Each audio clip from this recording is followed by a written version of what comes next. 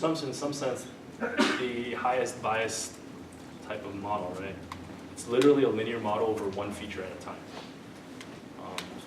So in some sense, it is the highest bias, lowest variance model class. In fact, some people use this in general, only in this specific case of decision tree. I'm sorry? But do people use this for other models as Yeah, well? it's agnostic to the model class. I mean, if you think about the bias variance interpretation, it only really works if you have, well, it usually works primarily when you have a class of high bias, low variance models and you want to reduce the bias. Yeah. So do people usually use square loss in this case for functional gradient descent? Actually, you can actually replace squared loss with like log loss or hinge loss, and in principle it should work. But for classification, people actually do something else. But for regression, everyone just uses squared loss. For classification, another model is more popular. It's called adaboost, which I'll talk about next, which is the main part of this lecture, and it's also on the home. Yeah. Why do the step size of the gradients play a role here? I mean, we're doing it sequentially, right? So Yeah. Couldn't I just like set it to 1 and keep doing it, and it should eventually Set it to 1 and keep doing it. set eta to 1, or because at each goal, each step I'm going towards a smaller residue point in some sense. But if it's too big, you'll jump back and forth. So when you saw, okay, so I kind of made this a little fuzzy. When you, okay, I actually should rewrite this. When you solve this minimization problem, the step size is implicitly included in there because you're just doing a single. The step size. Okay, actually this is a mistake. I should remove this step size. This minimization problem actually subsumes the step size because you just find that the step size makes you the biggest, gives you the biggest reduction along a line. Right? So this is actually a mistake. I'm going to fix this after lecture. So the step size is subsumed by the minimization problem because you're only out. It's like you're doing line search along a single dimension. Yeah. Sorry, I'm not kind of confused. Like, so do we have to like construct all the trees first? I mean, No, that's the great thing. So this is just an interpretation. In practice, what you do is you take this training set and you train a tree. okay, but it seems like we'll have to go over like H and like H what? yeah here like we're trying to find the optimal solution to this problem, and we have like H and H and yeah. So this is just equivalent to training a decision stump over your modified training set. okay. So how do we know what N is? How do we know what n is? This n? Yeah. It's the loop in your iteration. Okay, So n equals like if you want to train if you want to do gradient boosting for 10 iterations, n goes from 1 to 10. okay, so you set the value of N. In practice, people set n via early stopping on a validation set. Right, you just keep doing this until your loss on the validation set starts going up or something like that. Yeah. What is the summation of the decision trees? Because you're adding H1 and H2, and is H1 a shallow tree and H2 a shallow tree? They're all shallow, or in practice, they're typically all shallow trees, yes. So how you combine them? The You trees? combine their predictions. You take the prediction from one tree, you take the prediction from another tree, and then let's say you add them together. So if You don't actually physically combine the trees, you just combine their predictions.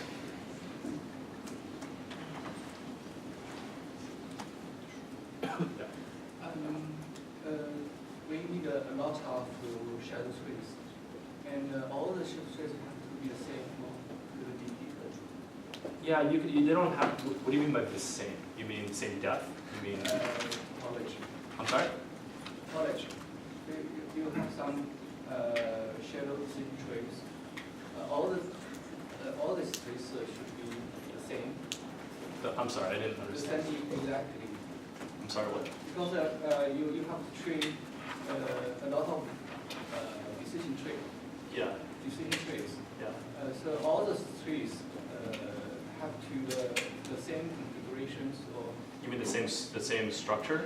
Yeah, structure. No, not necessarily. Necessary. I mean, for shallow, if it's a stump, there's just a branch of one, but you know, in general, no. Yeah. If their structures are different, how do you add the predictions together? Because you just take the final predictions and you add them together. The structure is irrelevant because you just take the predictions and you add them together. Like the trees has a So for example, I could take the output of an SVM, and I could take an output of a decision tree, and I could take the output of a neural net, and I could add them together. Right? It's just the output of a function.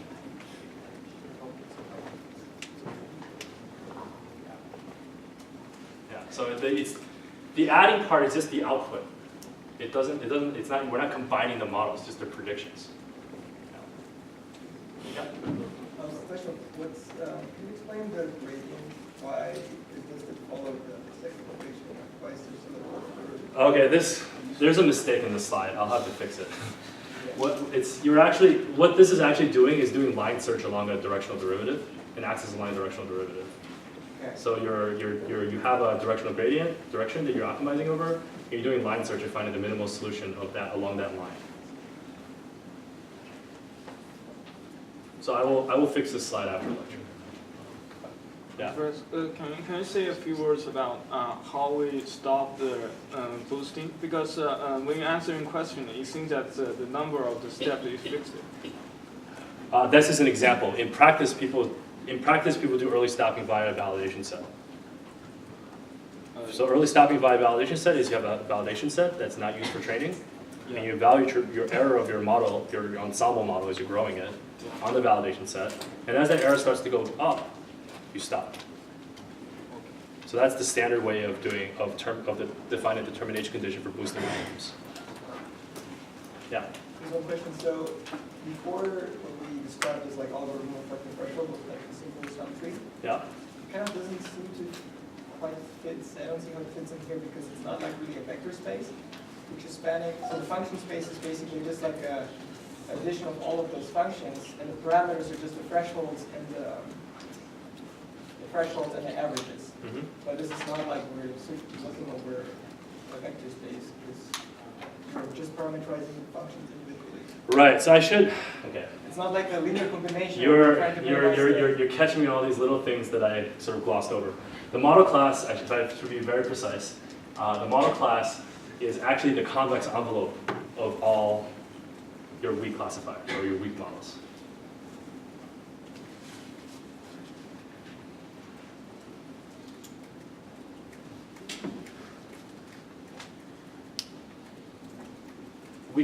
We can talk about, it's sort of kind of going into things that are beyond the scope of this class, but it's, yeah. I really want to get to AdaBoost, and if I don't, you guys will hate me because it's on the homework. And this is actually the more popular boosting algorithm. It's used for classification. All right, so AdaBoost stands for adaptive boosting. It's also a formal functional gradient descent. So we're doing classification, so each H is a classifier, so it predicts, let's say, +1 or -1, or 0. Yeah, it should be +1 or -1, I think. That's what makes the notation more convenient. And then the final predictor is a weighted average of these, and you take the sign.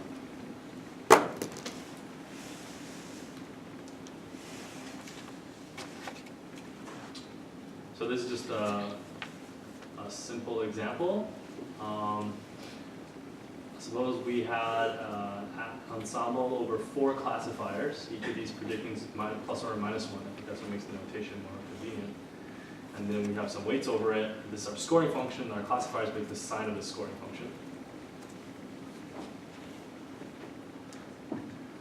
And so these are our data points, right? These are 4 data points. Our first classifier predicts this for these 4 data points. And the values of these points don't matter. All we care about are the predictions of our 4 classifiers because we're learning a linear combination over those. And these are the predictions of our classifier on these data points, so on and so forth. This is their scoring function. It's a linear combination of these predictions. And then our aggregate classifier thresholds takes a sign of this. So this is what boosting aims to learn, basically, models of this form. AdaBoost, excuse me, this is what AdaBoost aims to learn, models of this form.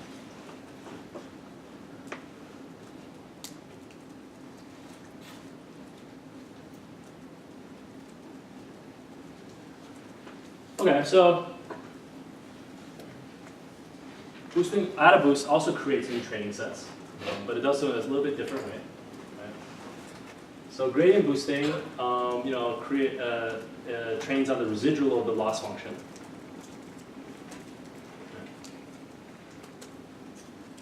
AdaBoost does it a little bit different because it's focused on a classification problem, not a regression problem.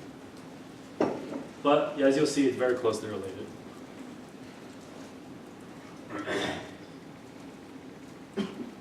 Okay, so here's the idea. What AdaBoost does is defines a distribution or a weighting over the training set, right?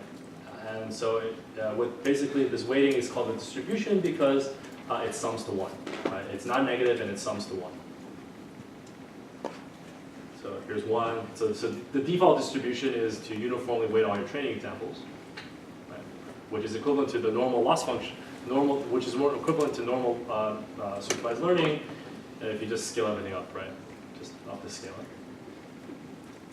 Here's a different weighting. In this weighting, I care more about making sure I get these two data points correct. I don't care if I get this one right or wrong, right? And so on and so forth. They define how important each training example is in the data point in the training set.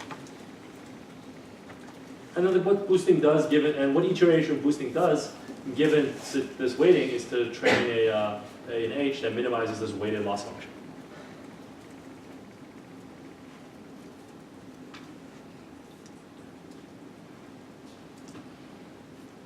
So just a quick aside, if you want to do this for decision trees, doing minimizing a weighted loss function just requires a very slight modification of the splitting criterion. So this is just for Bernoulli variance. You just, instead of doing an unweighted sum of the positive negatives, you can just do something like this, where before this was uniform, so it didn't matter. Now you can keep it weighted. So this is just to say that minimizing a weighted loss function like this doesn't really make things much more complicated. And AdaBoost is actually implemented in scikit-learn, I believe.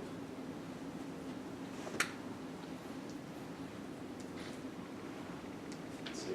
Yep. Okay, so here's the outline of AdaBoost. So we start with a uniform distribution, right? So just the original learning problem. We train a weak classifier on the uniform distribution. We get a weak model that's a little bit better than random guessing.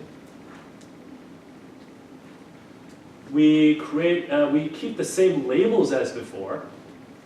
We don't modify the labels. We just modify the distribution, right? How much we care about each training example in our training set.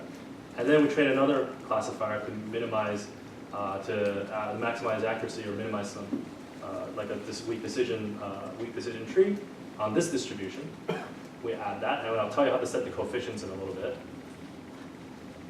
And then based on what we learned so far, we repeat this process, choose a new weighting over the training examples, train the best tree you can over a class of weak trees over this distribution, pick a coefficient and add it, and then that's how this is the structure of AdaBoost. Yeah? How are the weak coefficients trained? Right, I will get to that in a couple slides. This is just the outline. There's basically, given this outline, there's basically 2 steps remaining: choosing the weighting distribution and choosing the coefficients. So before I talk about the formula of how to choose the weighting and the coefficients, let's do a thought experiment just to get some intuition. This is our sort of example of an aggregate scoring function, right? This is the sort of the predictions. Oh, this is the score. This is the predictions, right? So this is the correct label, and our score is actually very positive. This is a negative label, and our score is very negative. So in some sense, our model is very safe from the decision boundary of making a mistake, right? This one is somewhat close to the decision boundary. We predicted this one correctly, but when it's close to the decision boundary, we're actually making a mistake here. We violate the decision boundary, right? So if we were to add a new H sub 5, a new decision, a weak model to F, right? What happens if H just mispredicts on everything, right? It made an error everywhere. What would happen? Right? And suppose just for simplicity that we set the coefficient to 0.5, just for this thought experiment, right? So we just mispredicted, we just added a classifier that just mispredicted everything. And then we added this classifier plus a weight of 0.5 to our aggregate scoring rule, right? Just as a thought experiment. Well, didn't really matter for this guy, right? Didn't really matter for this guy. It was kind of bad for this guy because we're closer to the decision boundary, but we're still okay. And it's terrible for this guy because we went from slightly violating the decision boundary to much more violating the decision boundary. So this implies how this gives intuition how do you choose the distribution, right? Over your next for when you train your next H, right?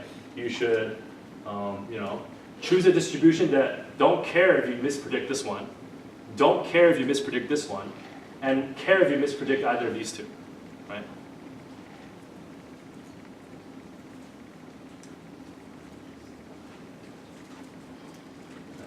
So intuitively, this is your desired distribution weighting over the training examples for the next classifier that you train.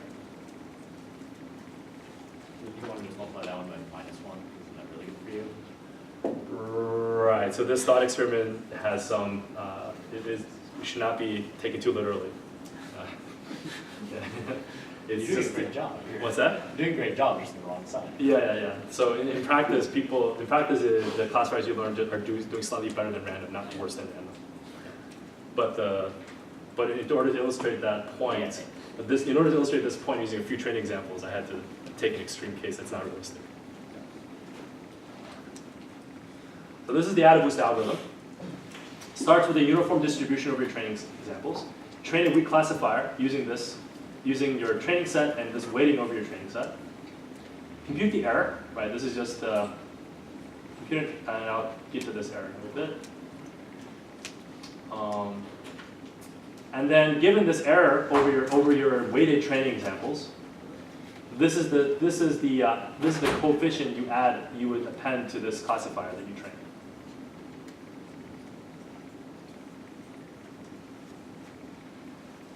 You update your weighting. So you take your new weighting distribution is your old weighting distribution times this formula, and you normalize so that it sums to 1. Find some normalization factor.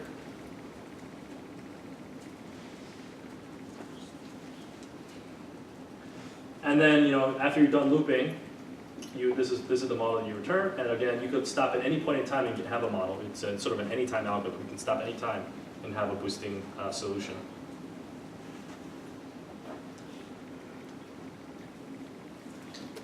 And you might be wondering how you derive these formula, and I'll give a little bit of intuition in lecture. The rest you figure out on your own in the homework. So here's an example. So each a sub h sub t either returns -1 or +1, right? And each y is either -1 or +1. The correct label. So imagine we had 100 training examples, and this is sort of the initial distribution. We train a model that gets an error of 0.4, so a little bit better than 0.5. So 0.5 being random. And then according to this formula, if I just round because I don't want to have a long decimal expansion, the coefficient for this model is about 0.2. I update this distribution so that this one I get correct, so I reduce how much I care about it, and it's as defined by this formula. This one I get wrong, so I increase how much I care about it. This one I get wrong, increase how much I care about, so on and so forth, right? And I train a new classifier, minimizing weighted error over this distribution, so I care more about these two, less about these two, and sort of generalizes down the list. I get a new classifier over, and its error over this weighted distribution over errors is this guy, and then I give it a weight of 0.1 according to this formula, And then I update my distribution again, using this. The formula is right here, but the intuition basically, I get this one right, so the weight goes down a little bit more. I get this one right, so weight goes down a little bit, and then so on and so forth. You get the idea. I don't want to walk through this. So that's the intuition of how AdaBoost works. So just a quick thought experiment. What happens if the error is 0.5, like 50% error? Well, this thing is 1/2 over 1/2, so log of 1 is 0, right? So if you have a model that is so weak that it doesn't learn anything useful, then you don't add any weight to it. Yeah? What's your loss function? What is my loss function here? Oh, right. Sorry. It's for this particular example, the loss is actually 0,1 loss. Literally 0,1 loss during evaluation. Yeah. When you train your tree, you can use any loss function you want. When you choose the coefficient, you use 0,1 loss.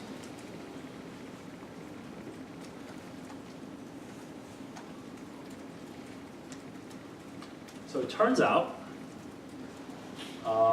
that AdaBoost is minimizing a loss called exponential loss via a functional gradient descent, and you'll see why as an exercise in the homework.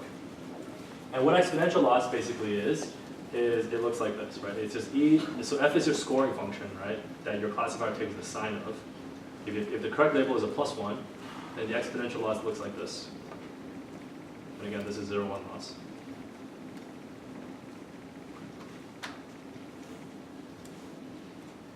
So you really, really penalize things that you mispredict, right? Very heavily, exponentially, in an exponentially growing way.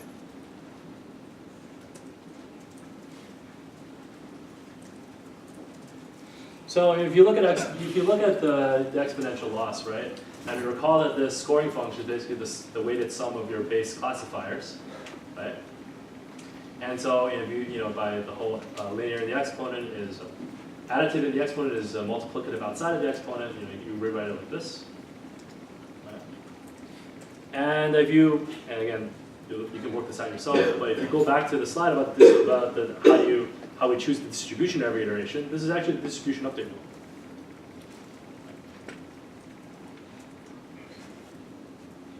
So exponential loss operates additively in the exponent space, right? So an additive update to the score equals a multiplicative update of the exponential loss of the scoring function. And so from this type of intuition, you can show that the reweighting scheme in AdaBoost can be derived via minimizing the residual exponential loss. And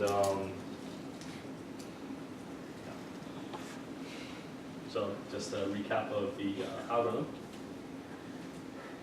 So if you choose this distribution, it's equivalent. You'll show that it's equivalent to minimizing the exponential loss iteratively.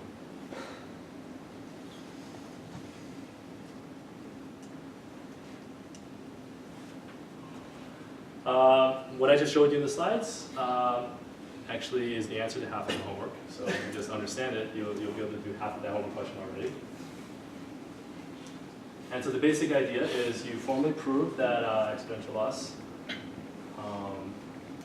bounds 0,1 loss, which is in the homework which I just showed.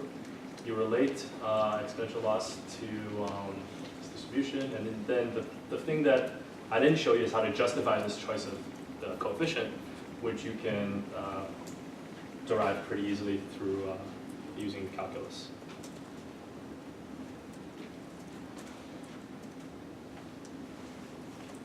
Any questions?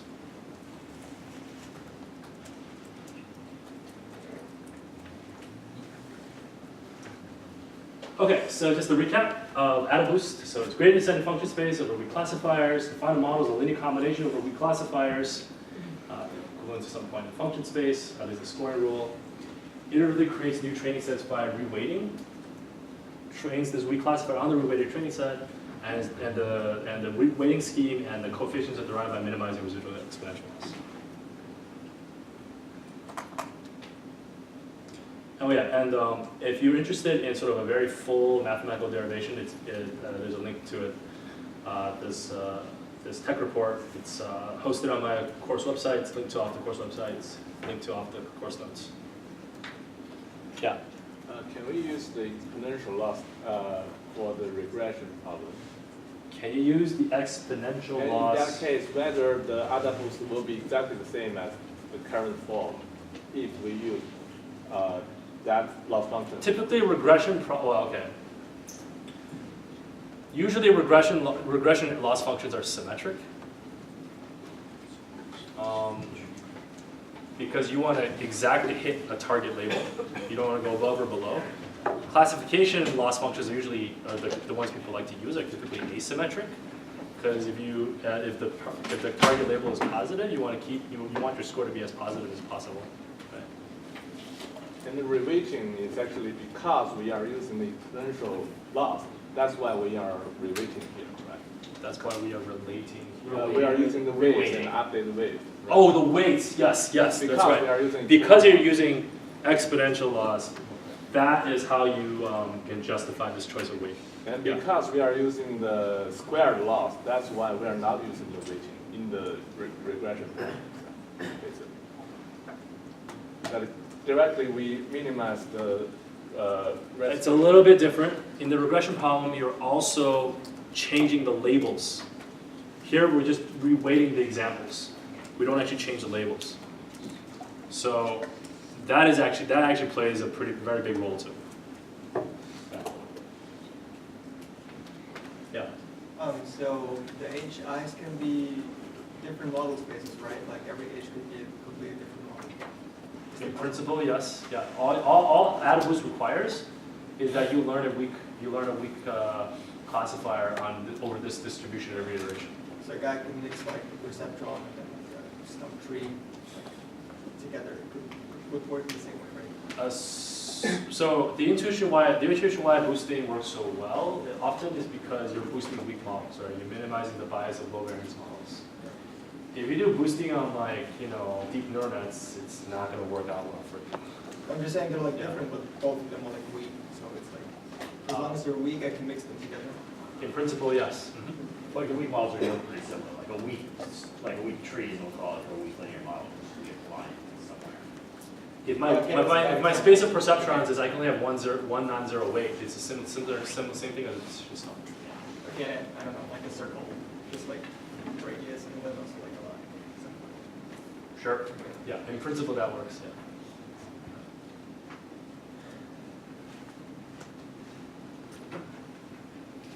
Any other questions about AdaBoost? How do you regularize boosting then? So the dominant way is to do early stopping. The reason is as follows. Boosting typically runs on weak classifiers. Weak classifiers are already heavily regularized by themselves, right? So the only thing you're doing with boosting is you're just providing a bunch of weak classifiers to learn some complex decision boundary as your aggregate ensemble model, right? And so your model is getting more and more complicated over time, right? With it. So what people typically do is just do early stopping and using a validation set.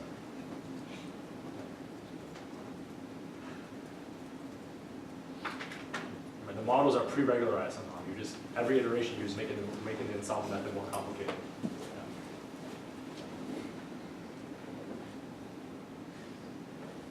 Okay, so in the last part of the talk, I'm going to go over a final method called ensemble selection. A lecture. Okay, so just to recall the bias variance decomposition, this is something that we've been using as sort of a handle to reason about, at least at an intuitive level, of what's going on with these ensemble methods. Certain methods minimize the variance term, certain methods use low bias models and minimize the variance, like bagging. Certain methods use low variance models and minimize the bias, like boosting. Right? And so because of that, they have to use they reduce variance and indirectly use bias using low bias and vice versa, right? So neither the bagging nor boosting directly optimizes for both bias and variance simultaneously, right? And so one question is, well, can we get the best of both worlds? And I mean, obviously the answer is yes, otherwise I wouldn't be sort of saying this. Well, actually it might not, okay. The answer is yes sometimes. So here's the insight. So why don't we just use validation set as our criterion for building an ensemble, right? So the loss function here is over the this loss function here is over the test distribution, right? If we have a representative sample of the test distribution in the form of a validation set, we don't actually care what the bias variance decomposition is. We just minimize the sum of the bias plus variance by minimizing error on the validation set, right?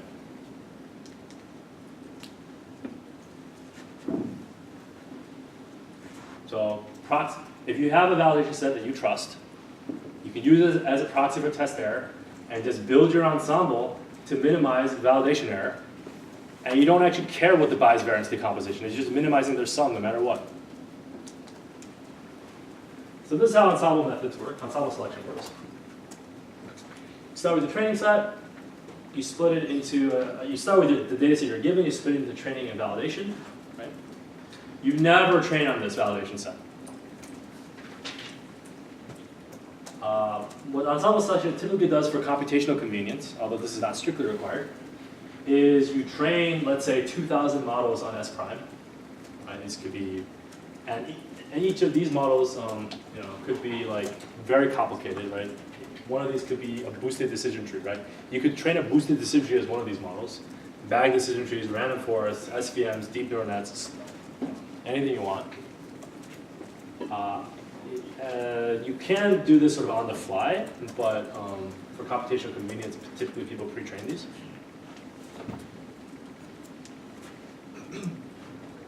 And so what ensemble selection does is it maintains an ensemble as a combination of these H, right? So you can think of this as my function class. It could be high bias, low variance, high variance, low bias, high, low, low, whatever. Doesn't matter. You just pick a bunch, and we're going to build a classifier that looks like this. So how does it work? So given a current ensemble, which in the beginning is empty, we add a model from H to this ensemble that maximizes the performance on the validation set. Okay. And this is super fast. If you've pre-trained all your models on the training set, you can also pre-predict all their predictions on the validation set. In which case, this step is actually super fast. Right? You're just looking at rows of matrices of numbers and then adding them and looking at the resulting error. And then this new model I'll denote as the H sub n+1. And you repeat until validation error does not go down anymore. Yeah. How do you know you're not just overfitting to a validation set? So an empiricist who like loves doing empirically sort of rigorous machine learning will tell you have another validation set, an outer validation set, right? Obviously that has some. Obviously, you run into stability issues because you're splitting your training data in so many different ways.